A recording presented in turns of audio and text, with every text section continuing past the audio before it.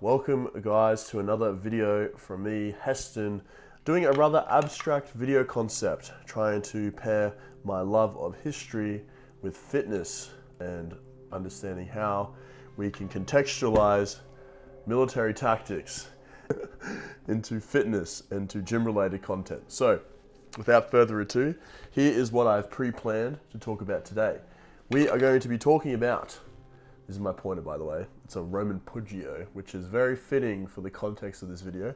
We are talking about testudo, and what testudo is, and why it is such a cool formation in the context of training compliance.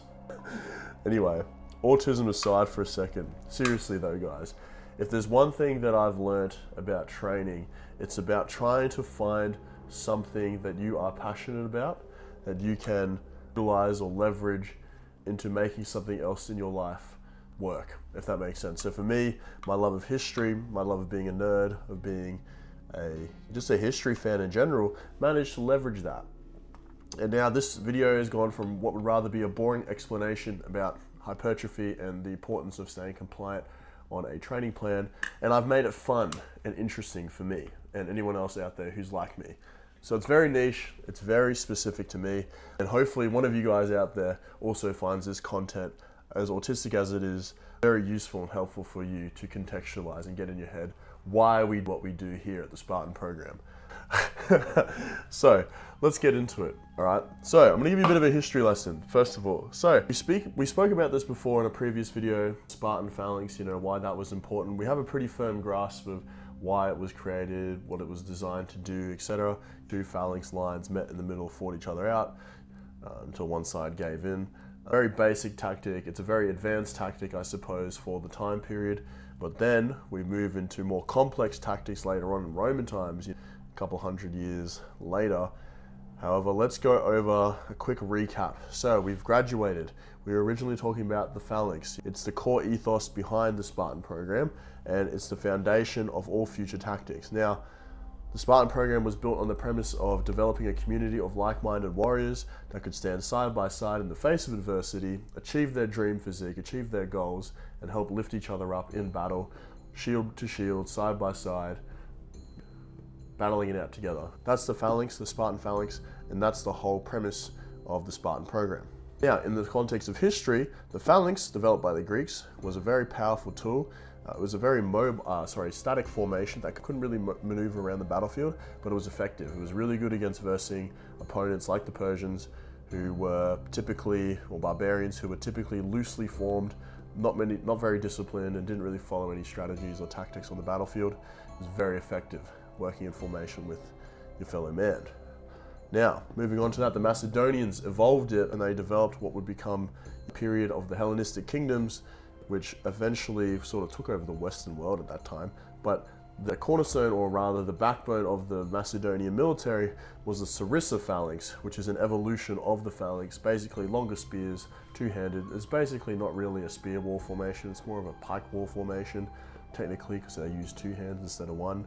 It was an advanced version of the phalanx, and it was still the same resourcing requirement of a phalanx, so same manpower, but more advanced equipment, I suppose. Then, moving on from the Sarissa phalanx, we move into the maniple. Now, the maniple was developed by the Romans. This is an original Roman idea. Not really super original. Obviously, it was a derivative of the phalanx, its predecessor. Romans did use the phalanx for a long period of time, especially in the early stages of their kingdom's development. But as they moved towards central Italy, they had to evolve their tactics due to the hill tribes and the various other military factions that were fighting, like the Samnites and the Venetians and all this kind of shit. They were versing some very hit and run style tactics, and the phalanx was very static and it wasn't very used to developing and moving with the terrain, I suppose. You would move up a phalanx line and it would break away and it would sort of fragment, and then when it started to fall into itself, that was when it was most vulnerable, and that's when they were going to attack. So they developed the maniple. Roman formation evolved from the phalanx for hill country, and that's where the Romans started to take off really and started to dominate the Italian peninsula. Now, after that, the maniple was reformed into a cohort under the Marius reforms, and the Marius reforms was designed to reform the Roman military into a much larger scale. So now we have multiple groups within a century, so multiple little subgroups within a century, sub-commanders, etc., designed in a very sort of big cohort sort of way. And this is where the testudo was founded. And we're finally caught up in the history. That's where the testudo, the very specific tactic, was founded under the Marius reforms. Now let's talk about testudo use case. Well, what is a testudo first of all? Let's talk about what it is first. So all it is a military formation similar to that of a phalanx, where soldiers are interlocking shields at the front. However, they're not just locked in at the front, they're also locking in shields at the sides of the formation and above their heads. Now, why is that? Obviously, it's pretty self-explanatory, but the reason why they've developed this sort of boxed in formation is to protect them against missile fire. Testudo in Latin translates directly to tortoise. So it was a tortoise formation, and this visual that I've drawn very haphazardly captures that. It's like a tortoise shell, if that makes sense. It's armored on all sides. There's really no way to penetrate it. So the tortoise formation, or the testudo, was designed to protect the soldiers in the middle on the advance against enemy missile fire. Now, testudo use case in Hollywood. This is not really relevant to fitness yet, but we're getting there. I'm building you a story. I'm giving you a bit of backstory to why the testudo is going to be used in the context of training. This is going to be a multi-parts episode. I think this multi-episode, I said explanation, I suppose, because this is a long explanation. So testudo use case in Hollywood is retarded and overrated. It's overused too much in Hollywood. The testudo wasn't a very common formation, despite what Hollywood makes you believe. Everyone thinks, oh, the testudo, the classic Roman formation. Look, these motherfuckers didn't even use the testudo that much. It was very niche, very specific. It didn't have a lot of use cases on the battlefield. Number one, because it's very slow. Number two, it was effective at one particular thing, and that was siege warfare, and nothing else really. Open field battles, you were exposed to flanking attacks. This formation was very powerful at one thing, very weak to flanking or charge attacks from cavalry, things like that. Also, it limited, because they're so densely packed, the soldiers, limited their fighting ability, so it wasn't very effective as an offensive tool. So not very used much. So Hollywood's a bit fucking stupid for that, but it looks visually striking, I suppose. All the colorful shields arrayed in that fashion. It was designed to protect against missiles. We covered that. Siege tactic, not a field tactic, just covered that. And momentum could be, so this is the biggest thing. The reason why it was such an effective tool was during a battle where the Romans were pinned down quite heavily from missile fire, so arrows, slings, spears, things like that. The Romans were very vulnerable to these forms of tactics. Persian Parthian tactics, I call them, or they called them. Parthian tactics were very effective against Roman formations. It was very useful for that kind of style of warfare because it allowed them to continue the momentum of advance. One of the worst things that can happen in a battlefield situation is you lose momentum and the momentum swings into the enemy's favor. Once you start the ball rolling, you want to keep it rolling. You want a snowball effect. If you stall or you stop or you burn out, you lose momentum, that's when casualties start to be inflicted on your side of the battle.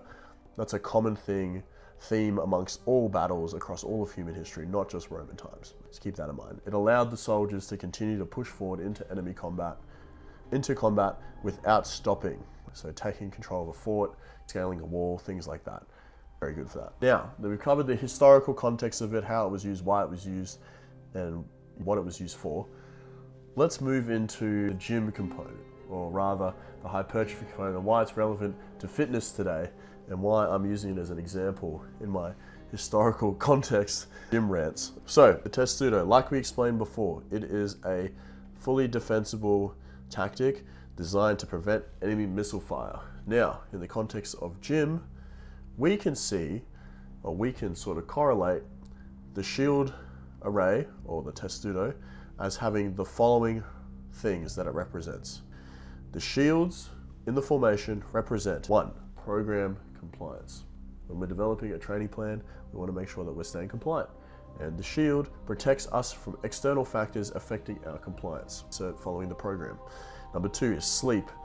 One of the shields, or the shield's wall, will represent protecting ourselves, mental health, our physical health, etc., our recovery, by requiring us to have some sleep. So sleep is a representation in one of the shields. Nutrition as well, again, external factors are going to try to influence. If our nutrition is strong enough, we won't deviate from the nutritional plan. We will stick to it and we'll continue our advance towards our goal. Training intensity, that is also a very important component of this, and recovery as well. Now, all of those things I just mentioned are literally everything that's required to be coached by a coach, but it's also the requirements needed in order for you to facilitate growth and to continue progressing towards your goals. That is represented, this entire formation represents that. It represents program, nutrition, training, sleep and recovery compliance. You're locked in quite literally in a very densely packed formation, and you're quite literally locked in with your training program.